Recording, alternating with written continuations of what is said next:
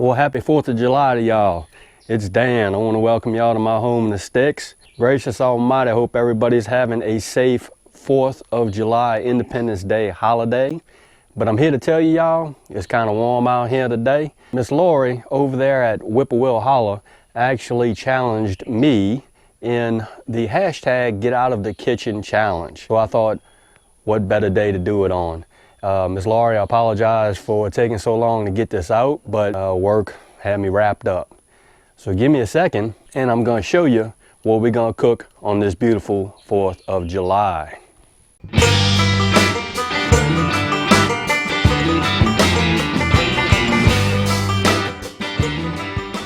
Okay, per the rules of the challenge, I don't know if they're really rules, but you need to cook outside. So today, I'm firing up the pit barrel cooker.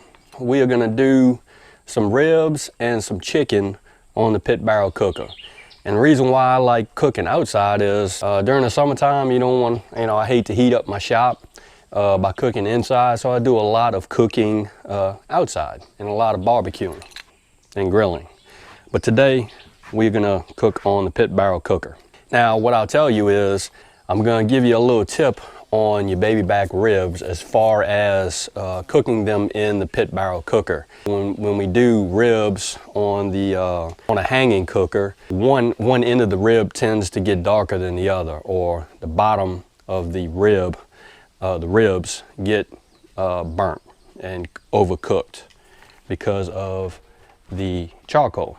I'm going to show you something that I learned that will help that will remedy that. Give me a second, we finna get up in the shop and I'm going to show you what I'm using on the ribs and how we are going to do the chicken on the pit barrel cooker. Okay y'all, here we go. What I have here is a 5-pound chicken, and what we're going to do is, this method's called spatchcock or something like that. I don't know, I just call it cutting the chicken in half. So we're going to find this breast, which is right there, and we're just going to go right in between that breastbone, and I'm just using a big old knife. And all we're going to do essentially is just split this bird in half. Second thing we're going to do is we're going to take this backbone out of this chicken.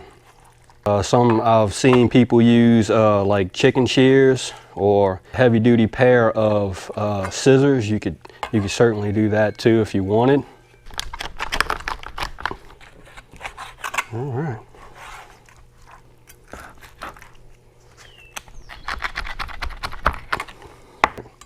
There we go. And what we are left with is just 2 chicken halves. So what I'm going to do is I'm going to give these guys a rinse, because you're cutting through bone and whatnot. Certainly don't want any of that to show up while you're trying to eat it. Okay, so that's what it's looking like. There are our chicken halves. Now what I'm going to do now is I'm going to go ahead and season these guys up. I'm going to use some Lea & Perrins as a sticking agent just for the rub.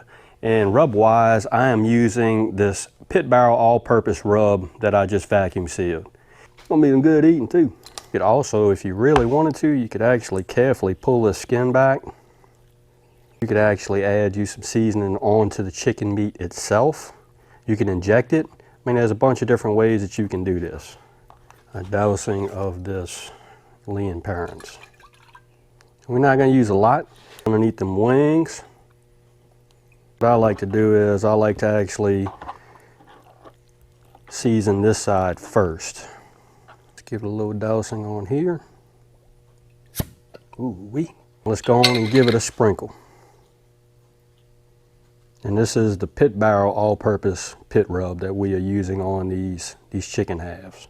We'll fold that skin back. We're going to give this chicken a rub. Give some rub to that bad chicken. All right, that's how we're going to roll with it on the chicken halves. So give me a second. I'm going to get this other side prepped up. I'll bring you back when I stick the hooks in them, and then I got the fitting to get the pit barrel cooker going, and yeah, we finna get our grill on. So give me a second. All right, both of these chicken halves are seasoned up. Let's go on and hook these birds right quick. And what I like to do, you see that wing right there? I'm just gonna go in pretty much close to it, It's gonna look something kind of like that.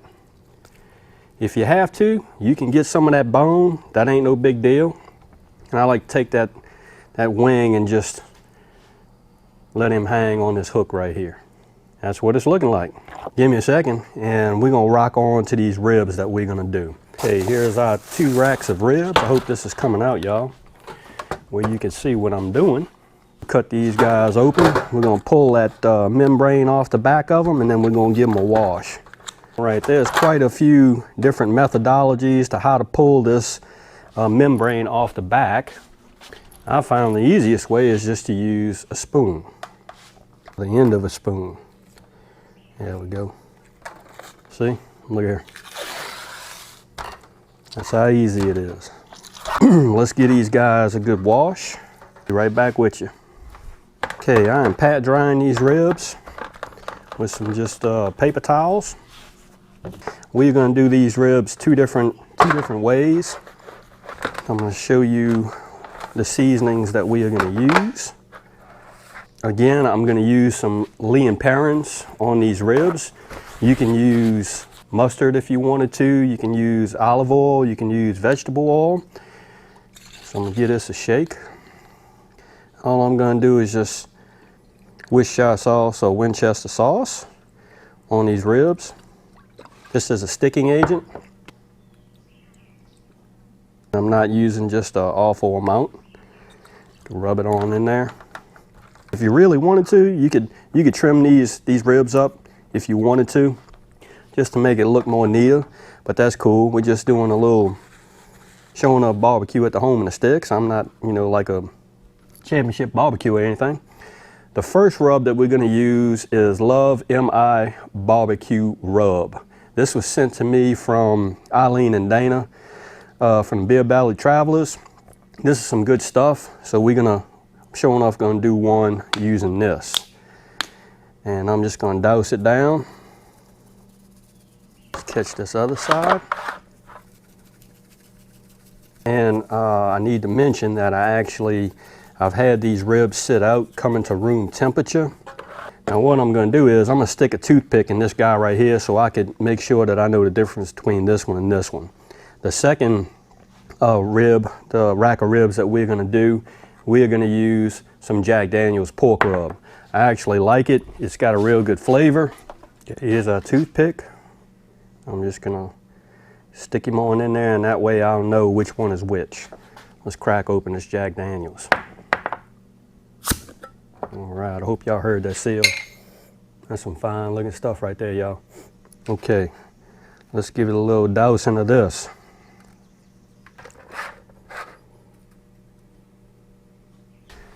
Let's go ahead and get our hooks into these ribs. Bunch of different methodologies behind this. I like to go behind the meatiest part, about 3 bones down. So I'm gonna go 1, 2, 3, and I'm just gonna get off in it right there. Because these things, when they get tender, they will fall apart on you. Let's go and get these guys on a pit barrel cooker, y'all. We're gonna start with the ribs first because I'm working with one hand. Now, another important thing to remember on this pit barrel cooker is when you're adding stuff into it or taking stuff out, you want to get it out and put that lid on because this pit barrel cooker will heat up.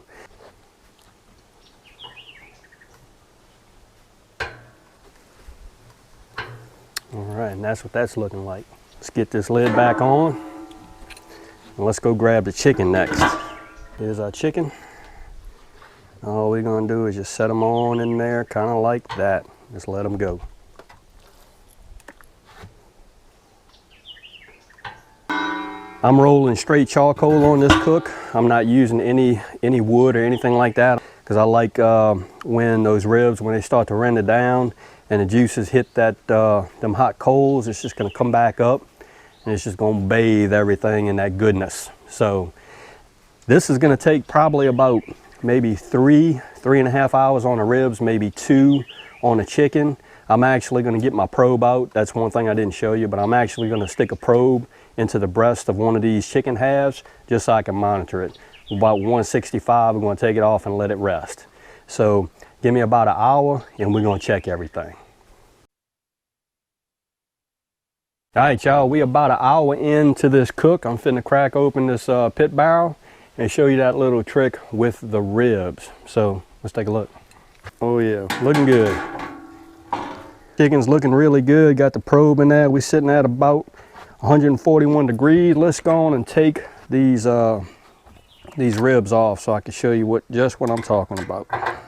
Okay, you notice on these ribs right here, you see how it's starting to burn a little bit? See that?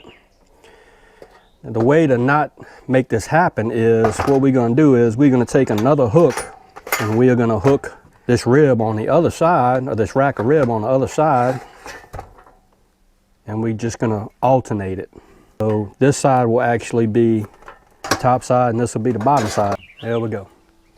All we're doing, we're just alternating, flipping the ribs. About every hour, you flip your ribs, and that'll prevent the one end from getting overcooked or burnt. But as you can see, I should have probably flipped them a little bit early. I was working off an hour's time, so that was a little trick I wanted to share with you. So I will see y'all back in about another hour. All right, y'all, here we are. I done pulled everything off. Here are the ribs. I'm gonna tell you, they look good. Let me show you one. Look up there. Ooh wee, and they are tender too. Still got a lot of juice in them. Let me show you the chicken over there. Look at there. And I'm here to tell you it come out fine too.